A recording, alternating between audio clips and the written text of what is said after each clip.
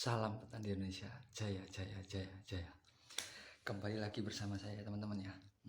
Dalam video kali ini pembahasan tentang kita penggunaan hidrogen peroksida atau H2O2 untuk tanaman. Ini pengalaman teman-teman yang pernah saya terapkan ya pada tanaman cabai saya, itu penggunaan H2O2 hidrogen peroksida itu. Pertanyaannya mungkin teman-teman kebanyakan bertanya, apa sih manfaatnya buat tanaman cabai dan apa fungsinya ya. Terus ada yang tanya lagi, apakah tembaga hidrosida itu tidak bagus?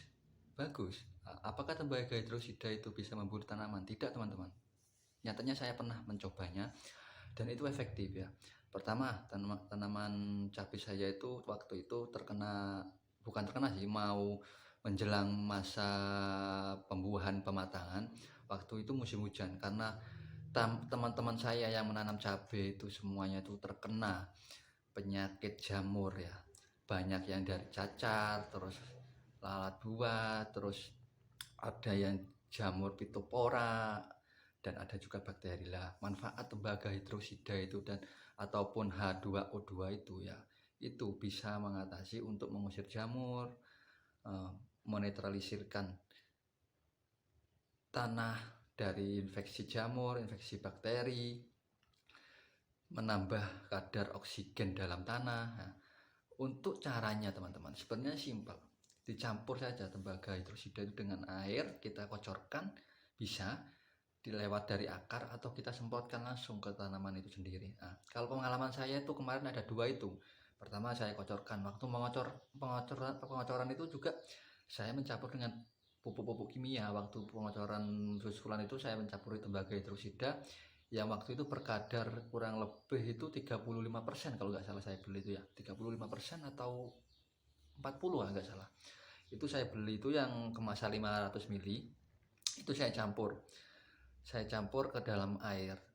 Untuk pencampurannya biasanya itu di labelnya tertuang teman-teman. Kalau waktu itu saya itu memakai tembaga hidrosida itu sekitar 3 tutup botol kalau nggak salah. 3 tutup botol itu 20 untuk dicampur ke 20 liter air ya waktu pengocoran. Dan penyemprotan juga sama. Kalau penyemprotan saya itu penggunaan itu ya 3 tutup botol itu dicampur dengan 20 liter air, kita spray ya. Dan alhamdulillah teman-teman ya, tanaman cabai saya waktu itu yang lain itu terkena antraknosa ya, cacar atau cacar itu, lah tanaman saya enggak. Yaitu fungsinya itu bisa mengusir jamur, menetralisirkan kadar tanah yang terinfeksi itu, menambah oksigen dalam tanah itu sendiri teman-teman. Jadi penggunaan tembaga hidrosida itu bisa teman-teman di tanaman cabai teman-teman ya. Itu ilmu teman-teman, pengalaman juga dari saya itu ya.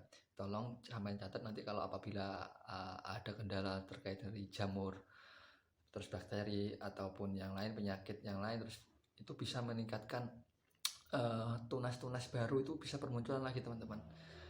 Dengan tambahan nanti kita penyemprotan lagi itu intervalnya itu sekitar 7 hari atau pengocoran 7 hari ya. 7 hari setelah kita kocor pertama tembaga hidrosida itu kita kocor, 7 hari lagi kita ulangi lagi. Kalau penyemprotan juga sama, tapi walau penyemprotan itu saya tetap menggunakan dengan tambahan nutrisi teman-teman. Untuk apa tambahan nutrisi? Ya kita bisa menambahkan nutrisi-nutrisi yang bisa membuat untuk perangsangan buah atau apa, tapi nggak dicampur teman-teman ya. Kalau waktu saya penyemprotan itu saya single, tembaga hidrosida itu single, nggak saya campur dengan fungisida, insektisida ataupun nutrisi ataupun pupuk daun, nggak saya campur teman-teman. Tapi untuk waktu pengocoran saya campur dengan pupuk kimia. Itu pengalaman saya.